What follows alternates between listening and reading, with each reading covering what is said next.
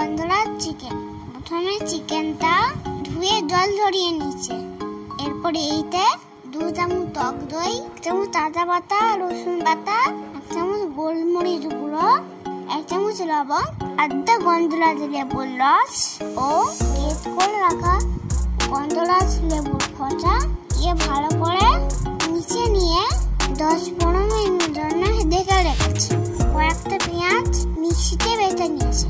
কড়াইতে সাদা তেল দিয়ে গোটা গরম মশলা ও গোলমরিচ তেজপাতা দিয়ে হালকা একটু নেড়ে চেড়ে ভেজে রাখা পেঁয়াজটা দিয়ে কয়েকটা কাঁচা লঙ্কা দিয়ে মাঝারি আঁচে একটু নেড়ে চেড়ে 1 চামচ আদা বাটা, রসুন বাটা দিয়ে ভালো করে কষিয়ে নিয়েছে। মশলা তেল ছেড়ে এলে ম্যারিনেট করে রাখা চিকেনটা দিয়ে দিয়েছি। হাই ফ্লেমে 10 মিনিট ভালো করে কষে নিয়েছি।